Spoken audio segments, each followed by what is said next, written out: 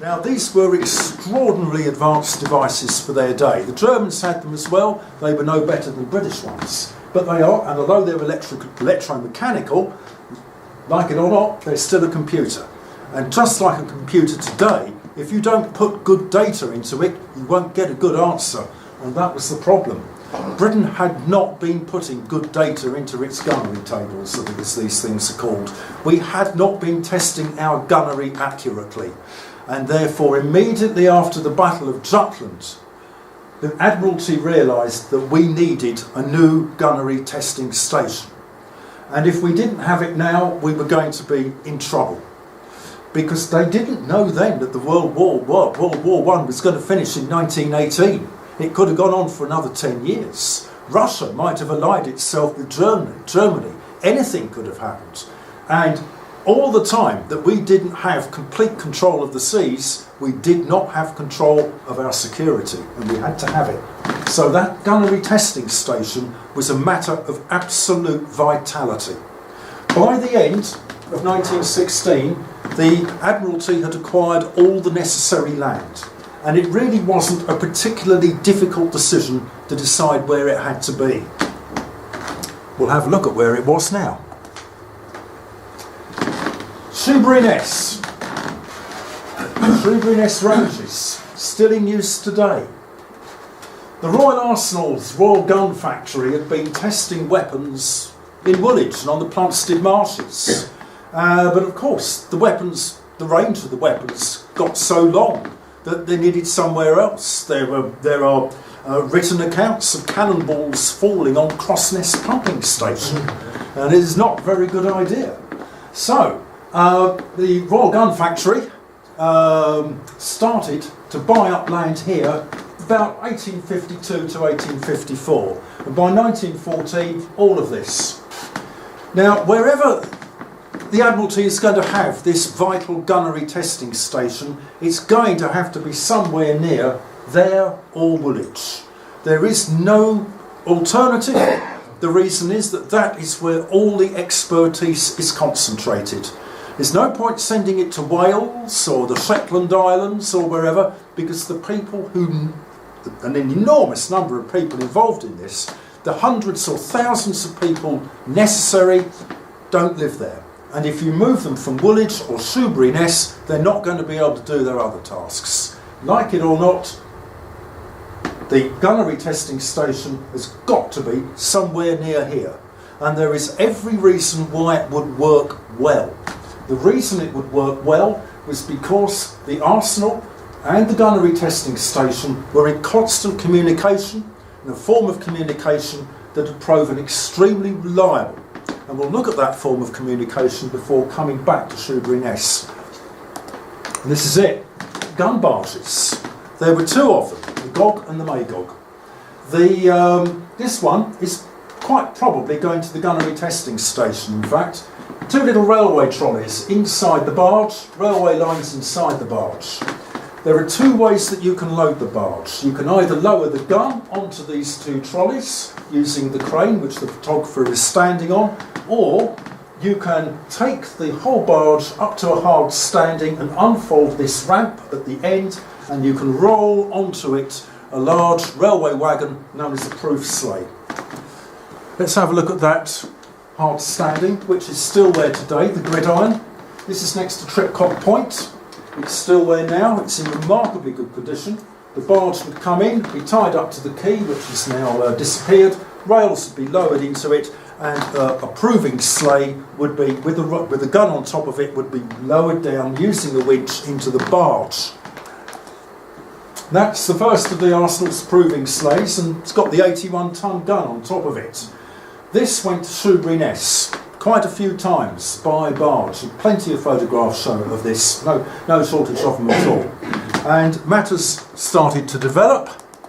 Here's a picture of proving sleigh number 10 at Shoeburyness. You can see the unloading process going on. The gun and its carriage is about to be winched up. This whole process became so reliable and so everyday that Shoeburyness's locomotives and rolling stock were all repaired at Woolwich. They just went on the barge. It was just a long distance version of the Woolwich Ferry. That's the Jubilee shot of 1888. That's the one of the proving sleighs there, firing a 12-inch gun. They got 21,800 yards, I believe, out of it, which was a world record at the time. The wagon here, by the way, the proving sleigh, is preserved. It's currently up to Port Nelson in Hampshire, and it is a rather splendid machine as well. And that's what eventually proving sleighs would look like. That's the last one, and that's designed for 16-inch guns. Really quite a tremendous piece of equipment. Very great shame that one has sadly been scrapped. Well, that's enough of the transport system over to Shoeburyness, but I can assure you it was reliable. There's just one problem with Shoeburyness. The maximum range from one end to the other is only 16 miles. That's not long enough. 15-inch guns of the type introduced in about 1913 could already fire over 20 miles on a good day. Now, you could never fire a gun accurately over that distance. Not at all. But the longer the range of the gun, the longer the accurate range of the gun would be. So you still want a very much larger range. You must have it. A gun firing over 25 miles might be accurate, say up to 11, maybe 12 if you were lucky. But a gun of 16 miles might make only 8. So the longer the range, the better. Nobody knows that the war is going to end. Nobody knows that guns aren't going to keep getting ever bigger. They have been for the last 500 years or so. Why stop now? So you need a much longer range than this. Where to put the firing points? Well, in fact, it was absolutely self-selecting. What you need is somewhere that's convenient for Shoeburyness, somewhere that's convenient for Woolwich, and somewhere that will hopefully give shelter to the barge when it's being docked. As I say, it was self-selecting, and this will show us why. Yantlet Creek. Yantlet Creek can be easily reached by car or train from Woolwich, and it gives shelter to the barge. As long as you can get the barge through the choppy conditions of the estuary, you can guarantee that you'll make a landfall with it. You have reliable transport of guns and personnel and ammunition and projectiles, propellant as well, from a new firing point to the Royal Arsenal, and you can still use the whole of the ranges here. Thus, the new station is to be built here, and the northern part of the Isle of Grain was all purchased by the Admiralty by the end of 1916. Design work started immediately. This is the range as laid out. There's much more to a range than a load of flat sand or whatever. You need observatories, monitoring posts, etc., all of which will be permanent structures. The range has to be carefully laid out. And if you look at Admiralty maps, you can see these two lines here are known as the Yantlet lines. Between these two lines, the firing from here will go between. And it's worth noting they don't come to a point. They don't come to a point because two firing points were to be provided here at Yantlet Creek. One will be a railway firing point for use with the Proof Sleighs that we've just seen, and the other one will be a velocity testing site for testing of gun muzzle velocity, which will be a fixed structure. What we're going to do now is we're going to jump out of our satellite, and in the hope that our parachute works, we're going to end up about 100,000 feet above there. So we're going to come right down to this point, and we're going to look up the range like that, from something between 70 and 100,000 feet, and that's what we'll see. That's the sort of that good perspective view of the Yanklet range. Down here at the extreme bottom, you can see Yantlet Creek, and all the way up, right the way up into the North Sea over here. And of course, all the firing would go straight over the shipping lanes. I'm going to take us back for a minute just to prove something to you. This range had another advantage. Two firing points here for velocity and also railway firing but also very importantly, you could put a battleship here, and you could actually fire the guns from the ship itself up the range. Quite a useful thing to do, and a lot of it was done. HMS Hood in particular was a very regular visitor to this area here to practice firing its guns up the range. We're now going to drop ourselves even further down, but looking in the same direction. We're going to drop ourselves down to immediately above Yantlet Creek, just here. We're actually going to be above the water, and we're going to be looking uprange. In fact, we're going to be looking up this line, that line there. So down we go, and that's what we will see. The tide is out. Here is Yantlet Creek at the bottom, and this is the current view. You're looking at the remains of Yantlet Gunnery testing station, but due to undergrowth, there's no way you can tell from this what was actually going on there. So what I'm now going to do is I'm going to build Yantlet Gunnery testing station, and hopefully I'll take you with me. Here we go. The first thing is I'll bring the tide in.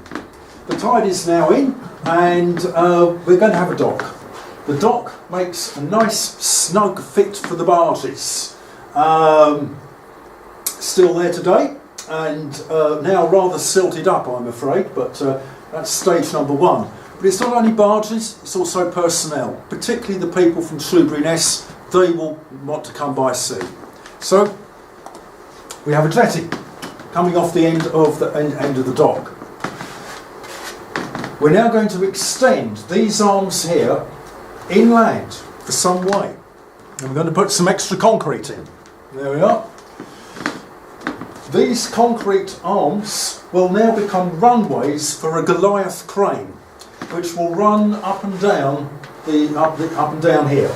The concrete apron in the middle is where we'll have a firing point, a gun mounting in the middle of it, and it's also a useful place for the storage of guns, and also a hard surface for when you lift proof sleighs off onto that and then run them off onto the forthcoming railway. Next, supports for monitoring equipment. Very deeply piled into the ground, and to make sure they don't move apart from one another, bound together by long sections of reinforced concrete.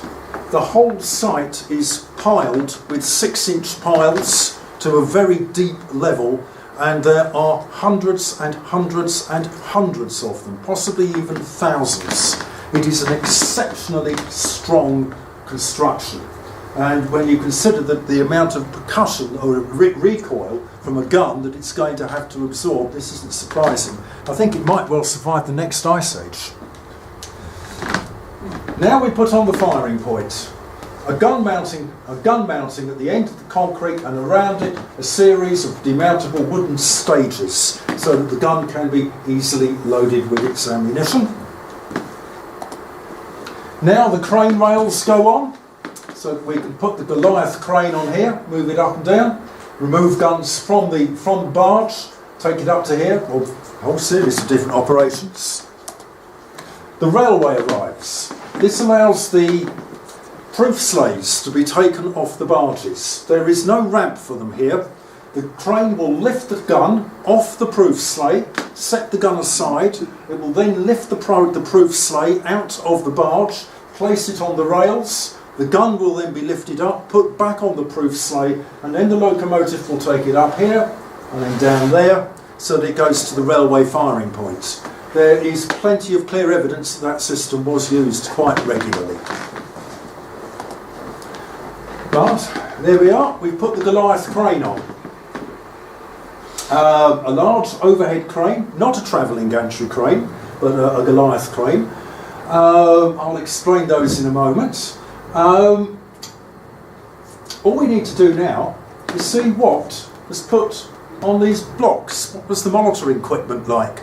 And to demonstrate that, we're going to stand right next door to the gun mounting, on the ground at last, and look straight through between those concrete supports. And we would have seen that. If I take you back to the very first photograph of Allhallows station, I pointed out some spikes. These are they. The front ones are 110 feet tall, the back ones are 210 feet tall, and they are 250 feet apart. I'll describe these devices in a little while. Here we can see the gun on its mounting and the railway, which goes up there and then back there for the removal of proving sleighs. The crane. There are, to my knowledge, no photographs of the crane in use, and depending on what part of the Ministry's records you read, it could either be a Cow and Sheldon or it could be a Vickers. It could either be electric or it could be steam. I have no idea which one it is, but what we can be certain of is that this is the type of crane that it was. This is a 20-ton Goliath crane. The one at Yantlet was, if it was a Cow and Sheldon, a 200-ton, and if it was a Vickers, a 250-ton. I think 200-ton is more likely, because that's all that was really necessary. Have another look at another slightly larger one of these. Again, a Goliath crane. Imagine we've got little wheels down here so the entire assembly can move up and down the railway line or whatever. Let's go into the Arsenal, and here we can see the travelling gantry crane at the Arsenal. It's not quite the same type. It hasn't got legs. Instead of having legs at either end of it with wheels at the bottom, instead it's running on these runways or gantries. This is the Arsenal's principal gun store. This will be where most of Britain's 15-inch guns are kept. And in the background at the top left, you can see the very large crane that was used to lower them onto the barges. Have a closer look at that just to give you an idea. That's really probably very much like what the installation at Yantlet looked like. A large crane house, 200-ton capacity. This one is a Craven's, but the other one, I think, probably Cow and Sheldon rather than a Vickers actually. Right, on we go. We now have a look at the site in plan view. Here's Yantlet Creek. The barge has arrived. It's sitting in the dock. As you can see, it's quite a snug fit. Here's the travelling crane, the Goliath crane. It comes over the barge, lifts out the gun, takes the gun forward, puts it onto the firing point, the gun mounting, and the gun fires straight through the masts, in between them. Alternatively, it goes through the procedure of moving a proof sleigh, takes out the gun, sets it aside, takes out the sleigh, puts the gun back on the sleigh, and the sleigh goes round like that to get down to the railway firing points. Now a couple of Ministry maps. Very interesting, probably not too easy to see, I would imagine, on this screen. It's a modest railway network, but it certainly did its job. We can see what the various buildings did. Many of these survive. Most important one here is the power station, or electric powerhouse, as it says here. Magazine for propellant, magazine for shells. Splinter-proof shelters at various different points. Splintering from a shell which had burst early, by the way, I should point out. And going to the south of the same plan, barracks, officers' mess, institution and sergeants' mess, and as the railway makes its way down to the 100 of Who branch, the branch to Port Victoria, we can see here the railway firing points. And talking of railway firing points, this is what it looks like today. This is part of it. A couple of concrete walls here, which I assume were the sides of platforms or stages. Now, this photograph comes from the English Heritage Report. I'll confess that right now. I hope they don't mind. And further on, there are some somewhat more important structures which are here.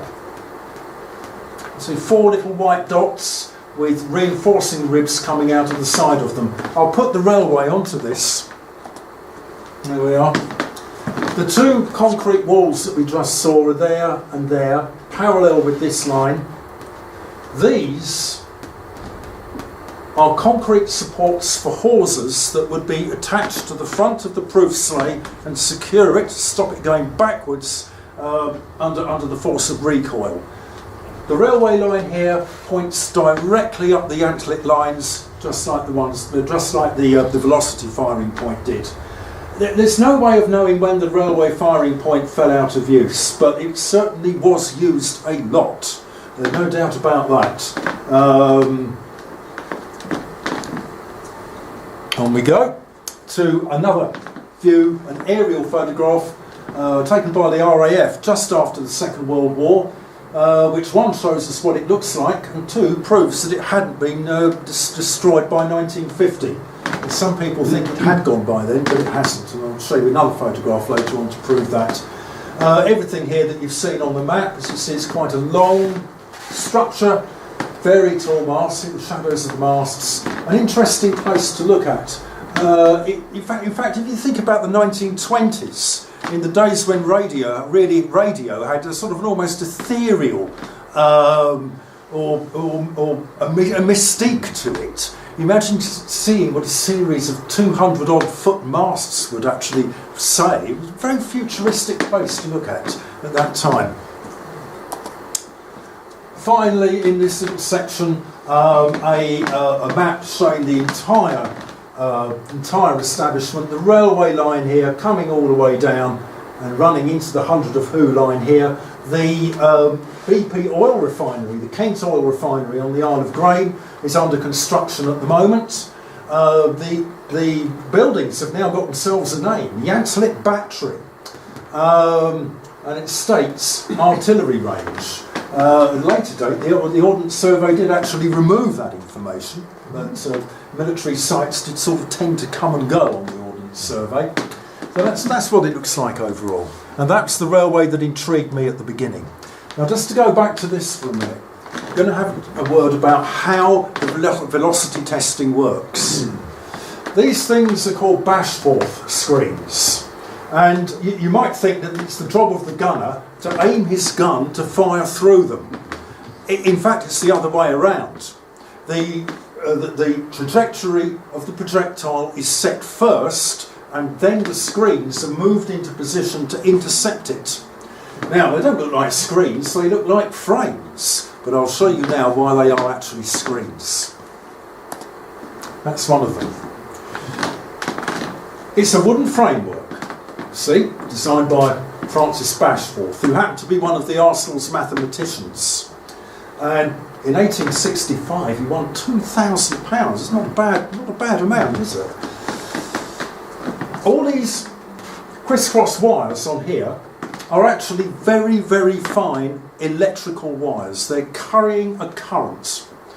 When the gun is fired, the shell will pass through this, and it will immediately cut the wires and thus cut the current. A microsecond later or a millisecond later, the shell will pass through the second screen, and it will do the same thing. Thus you have two indications of current being cut. You know the distance between the two screens, you know the height distance between the two screens, and thus it's capable to work out the speed of the projectile between the two screens with a very great deal of accuracy.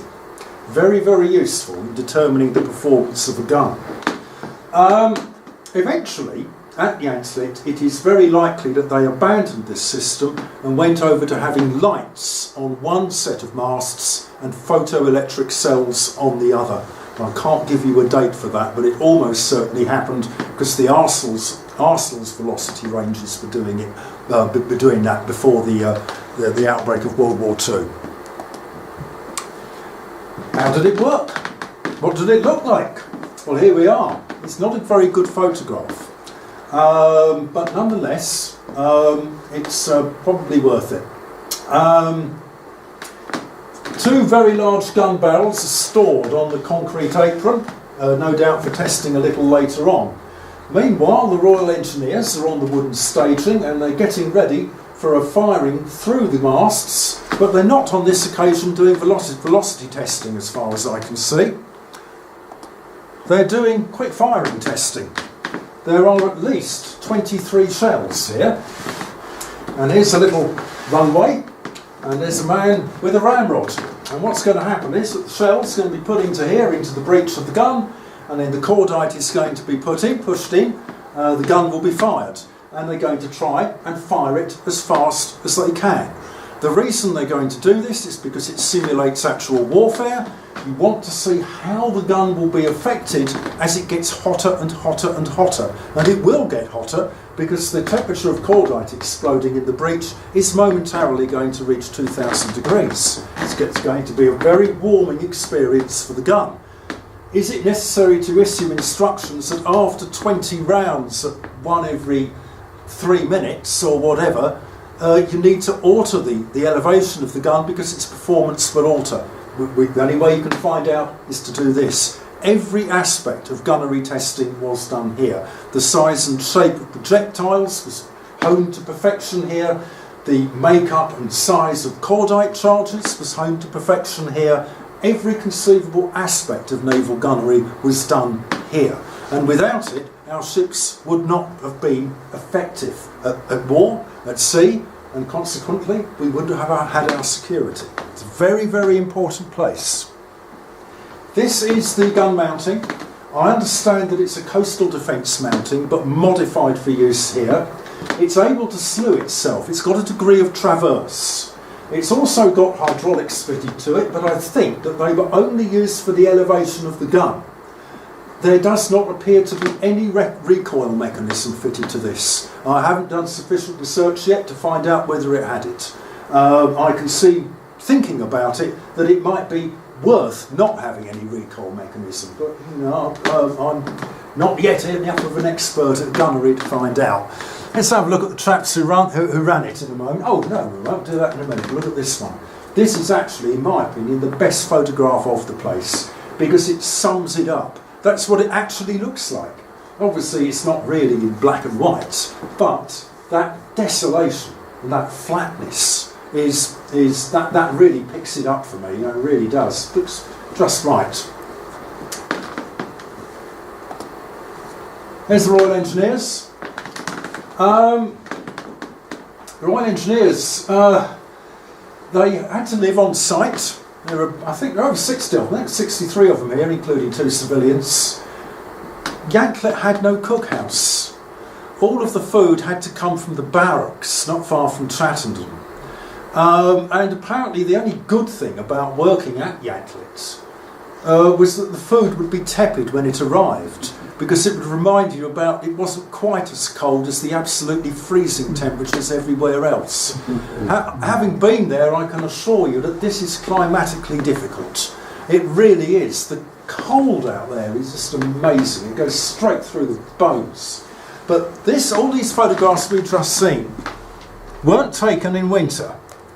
If we go back to this one and start looking at the shadows being cast, we can work out this is actually taken early on a summer's evening, maybe 6 or 7 o'clock, and they are about to fire at least 23 shells over the River Thames. Now that has consequences. This is what 16-inch guns do to the sea when they are fired.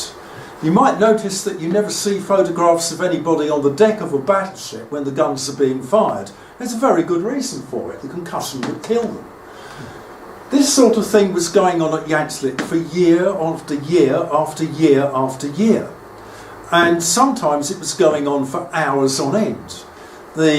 Such local newspapers as the Southend Standard ran a campaign that went on for ages to try and persuade the ministry to stop working at Yanklet. It was never going to happen. It was just too important an establishment ever to stop.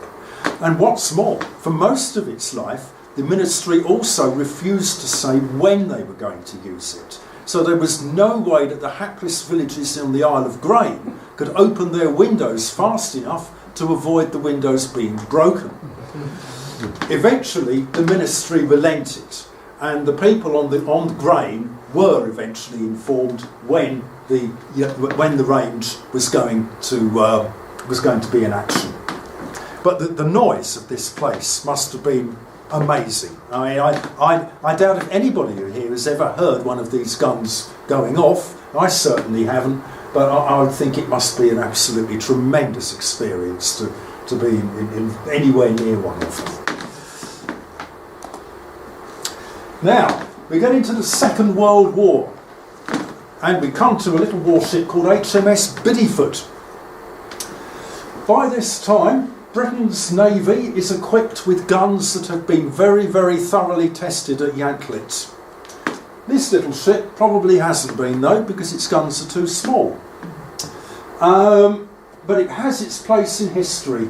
One day it is guarding a convoy coming from Gibraltar to the United Kingdom when an enemy aircraft is spotted some miles away. Some miles away it drops a bomb, and the bomb still hits the ship. What has happened? The bomb is strapped to the underneath of a small rocket-powered aeroplane. Well, there's nothing odd about that in the Second World War. Think of the V1 bomb, the flying bomb that came here in so many numbers. What's different about it was that that aeroplane was radio controlled by the bombardier of the aircraft, and that is why that bomb hit HMS Biddyfoot. It did little damage, but it was the first ship in history to be hit by a guided air-to-surface weapon. 2 or 3 months later, the Italians decide to change allegiance from the Axis to the Allies, and the greater part of their navy sails to surrender to the Royal Navy at Malta. This is one of their 2 greatest vessels, the Italia and the Roma. This is the Roma. It's a very impressive battleship, way outside of the terms of the Washington Naval Treaties that it was supposed to have been built by, same as the Germans. 1 set of drawings for the shipyard, 1 set of drawings for the League of Nations. On its way to Malta, the Roma apparently observed enemy aircraft that it couldn't identify, some miles away. It was in fact the Luftwaffe. And not long afterwards, one of them drops a bomb, and the bomb hits the Roma, but this time with much more serious results than HMS Biddyfoot. It's a devastating blow. Shortly afterwards, another aircraft drops one of these devices. It hits Roma. Roma capsizes almost immediately, or shortly afterwards rather, and because it has a lot of passengers on board, nearly 2,000 people die. It's been hit by this. It's called a Fritz X, and it's the world's first guided missile. In 1940, that's in 1943. In 1941, the 2 great British warships, the Prince of Wales and the Repulse, have been sunk by the Japanese Air Force as they make their way to defend Singapore. The Japanese lost, I think, 4 aircraft. The British lost 2 of their 2 greatest ships. It's pretty obvious by the end of the Second World War that the battleship is dead in the water, if you will pardon the pun. It is obsolete. And if there is no battleship, there is no gun, no ship large enough to accommodate 15 and 16-inch naval guns. There is nothing for Yanklet Gunnery Testing Station to do. At the end of the Second World War, Britain had 2 48,000-ton battleships on the stocks in shipyards. One was going to be called HMS Lion, the other one was going to be called HMS Prince of Wales. To arm them, the Arsenal would come up with this. It's very large heavy gun. It's the Mark III, Mark III breech loading 16-inch gun. They made 2 of them. Both of them were tested very extensively at Yantlet Creek. And they had no ships to be fitted to. The ministry decided to scrap the warships. The project was cancelled, the hulls were cut up, and the guns were cut up shortly afterwards. And thus, these guns were never used. It was the end of the Royal Arsenal as a heavy gun manufacturing facility, because there was no demand for these guns anymore. This, by the way, is a posed publicity photograph. It's one of a series of one of these guns in Royal Arsenal Building D63, known as the Heavy Gun. In fact, the photographs are actually taken mainly for the benefit of an American audience. There are a series of them to prove that Britain can do it. These are not members of the Arsenal staff, they are actors. There are another photograph, more telling, taken from one of the gantry cranes that runs up here, looking down on this gun, shows to the left of it a load of armoured fighting vehicle parts, because that's what this building is going to be making from now on. It's not going to be making guns anymore. The Yantlet Gunnery testing station has come to the end of its life, and this may well be the very last photograph of it ever taken. It was taken by Aerofilms Limited when they were commissioned by the Anglo-Iranian Petroleum Company, now British Petroleum, to photograph their new oil refinery being built on the Isle of Grain. This represents maybe 1 or 2% of that photograph. It's a tiny little bit out of the top left-hand corner. It was taken in 1951, so we know that it was all there in 1951. The actual date of demolition appears to have escaped, but nonetheless, it would have gone. It wouldn't have lasted any later than 1953. No two ways about that. Yantlet Gunnery Testing Station thus closed down, and the land around it, which the Admiralty had bought in 1916, was handed over largely to the Army for use as the Yantlet Demolition Range. Take that back, not the Army, still the Navy. My apologies. There was an enormous amount of ordnance in the River Thames and in the Thames estuary to be removed at the end of the Second World War, and the site of the testing station and its surrounding area spent years being the site of bombs, mines, etc. being exploded in safety, miles from anywhere. In later years, that demolition mainly went over to destroying redundant ammunition and also terrorist devices. That allowed the site to be let out largely to farmers, but it is still a military range. You still can't get in. Do not try it. You'll be run the risk of arrest. I've been lucky. Let's see what's there now. Well, the first thing you see is one of these. In fact, you'll see lots of these.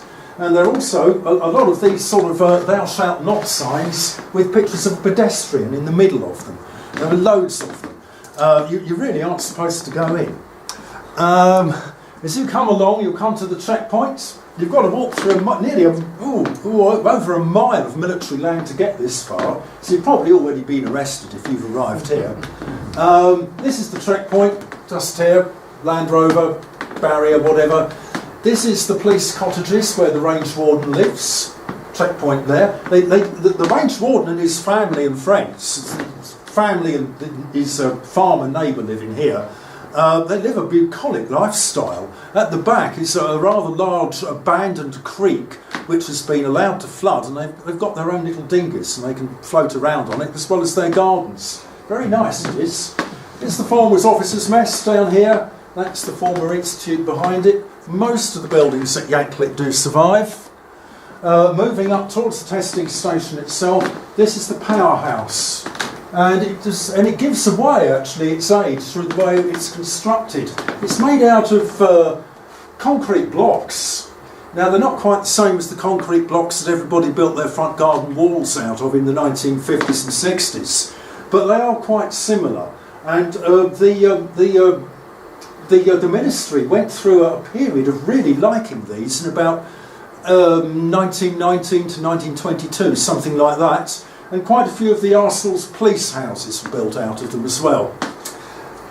Further down, this is the apron on which guns were stored, and there are the runways down which the gantry crane or the Goliath crane once ran, and in the background where the pylons would once have been. I'm going over to the other side of Yantlet Creek and taking a bit of a distance. We can see some of the buildings. Here's the powerhouse, just here with its vents on the roof. This is the workshop here, and that little pyramidal roof there is the smithy. And coming along a little further, we come to the jetty, remains of which are still there. and there is the dock. And here's a close-up of the dock taken from the range side of the Yantlet Creek. As you can see, that all the crane rails are still there. There are still a few railway lines around if you look carefully enough. That, except for the towers and the crane and the electronics, it's still pretty much still all there. In fact, it's one of the better preserved little military establishments that there are in this country, because it's not really been used for anything other than farmyard purposes. I'm going to leave you by going to this photograph, because I think it's the best one taken during the range's operating life, and it will give us an opportunity to move on and see what Yantlet actually really looks like today, which is that. And on that bovine note, I thank you very much for listening to me.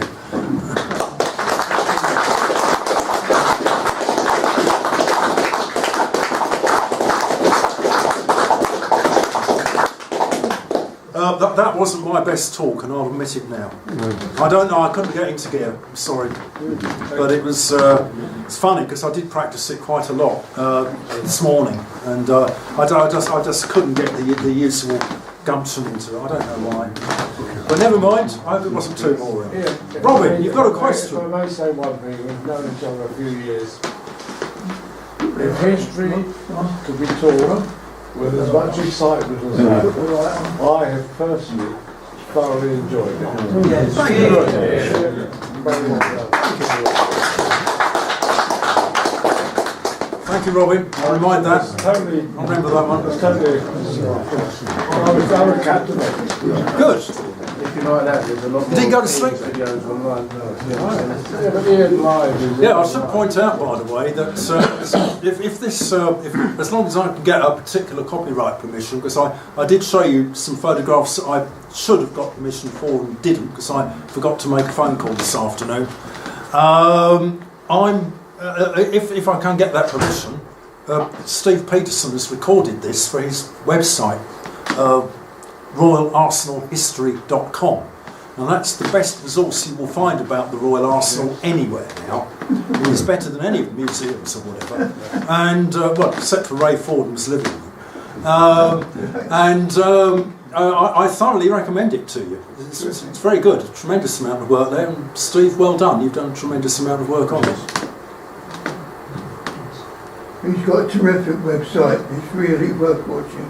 It is, yeah. A bit out, honestly, on there. Right. I'll second that, definitely. Right. Well, that's good. There are hardly any questions, so I know I've bored you all. So I'll stand down. And Robin's got another one. How big were the frames with the little wires on? Were those frames 3 metres square? It's not that big, no. I would say they'd probably be about 4 or 5 foot. Well, they have to be obviously bloody accurate to get, pardon my French, accurate to get through the wooden frame. Yeah, but of course it was the wooden frame that was lined up with the gun, not the other way around. You still got wind and droop and... Wind is why I suspect that they were probably quite keen to go over to using photoelectric cells. But I've seen pictures of those velocity tests being done using them, and it's pretty obvious that they were not secured at the bottom. They were just hanging in the air, because when the shell hits them, they fly all over the place. And so no, I think they were probably quite lucky to get a better technology at a later date. But, and one last question, do you know of those 23 shells on that summer's evening, how long it took to fire them, or was that a secret you never... I won't know that, but it would be almost impossible to fire them at the rate of more than one every 2 minutes. Physically? Yeah, it's the sheer weight of what's got to be moved, the amount of cordite that's got to be put in, it's reasonably carefully positioned, etc., etc. And I think that even with a big crew, I think that one every 2 minutes would be pretty good going. And in a warship, in battle conditions, there was a real trouble of gun crews actually suffering exhaustion because of the weight of what they were moving into those guns. They have to find Spanish refuge. Yes, they would have been that as well. Yeah, they would all be wearing flash, whatever. But it's the way to manoeuvring, particularly the cordite. I mean, the shells used to normally be put in hydraulically, but the cordite often had to go a certain amount of manhandling. And well, the shell would have weighed about 1 tonne. yes, There would have been about 250 pounds of cordite there. That was typical for a 15-inch naval gun. oh yeah, it was very hard work. So it was all inside a turret. all within the turret. On the ship, Yeah, absolutely. One thing I didn't say actually was, it's not directly related to this, but one of the ships we saw a little earlier on, HMS Invincible, was sunk by a single German shell landing on top of one of the turrets. There was a cordite fire. The fire spread down into the cordite magazine, and that was it, gone in one go. And it wasn't the only one of the battle cruisers to go like that either. So, back. Was there any monitoring about where the shells landed at the other end? Oh, very, very much so. Oh yes, it was really a very, very important thing. In fact, I had people running around on horses. Because not only do they want to know exactly how far the shell had gone, very frequently they also wanted to recover the shell. Because the shell, just like a bullet fired out of a pistol, can be checked forensically to see what the rifling on the shell, the rifling is done to the exterior of the shell, and that's important because it shows you how fast the rifling is wearing out. Because most of those big guns only had a life of about 200 rounds, and then the ship had to go back to port to have another one put in. This is what kept the Arsenal very busy. It was constantly re-sleeving very large guns.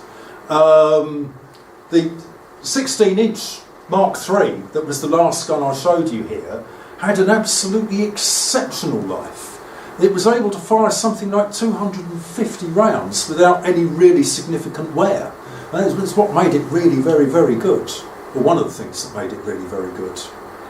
But One of the things that was unique about, it still is unique about the Matlin Sands at Shoeburyness, it's unique throughout the world.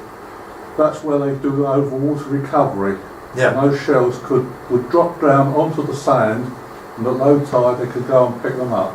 yes, That's, yeah, that's what Shoeburyness is unique for. It's used today. absolutely, yeah. In fact, there is a point I'll make. I'm glad you said that because obviously you know what you're talking about, and it makes me sound right. So that's quite good. But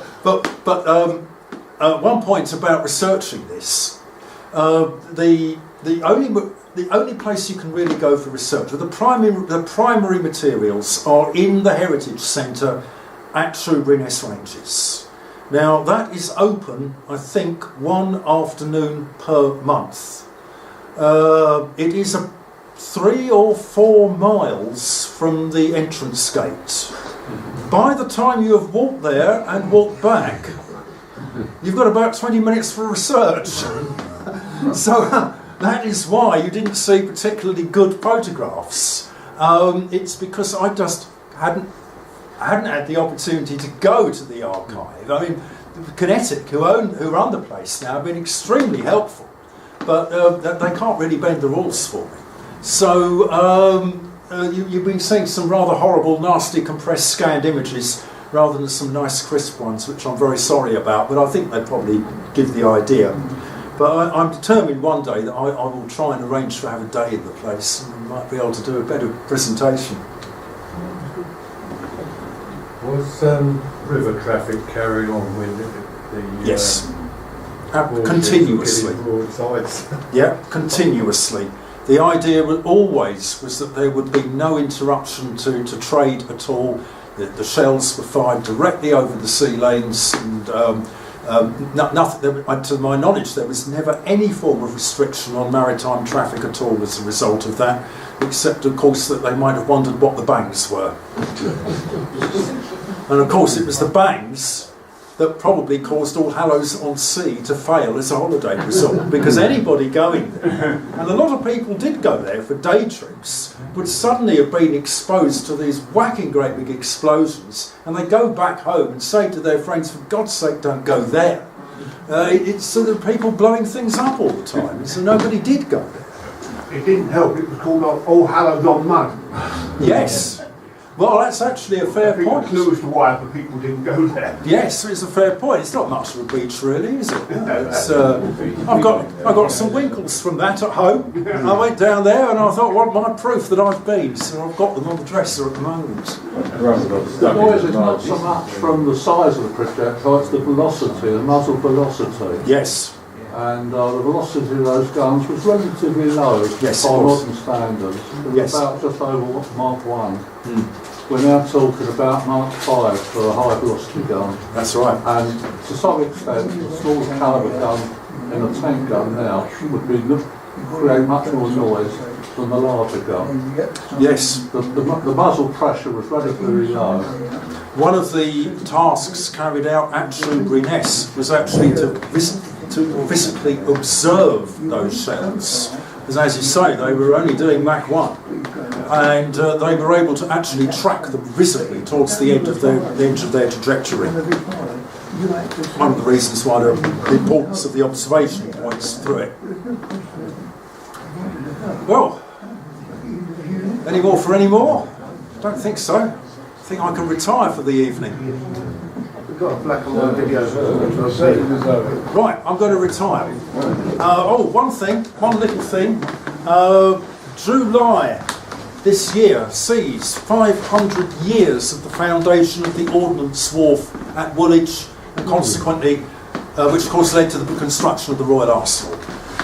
There is the possibility of there being a small exhibition about 500 years of the Royal Arsenal.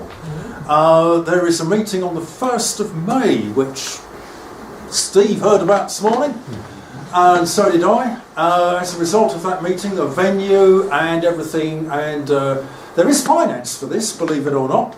There is finance for this. I daren't say any more about it at the moment, but it probably is going to happen, but I can't be certain where it's going to happen. So during July and possibly into September, stand by for a Royal Arsenal exhibition.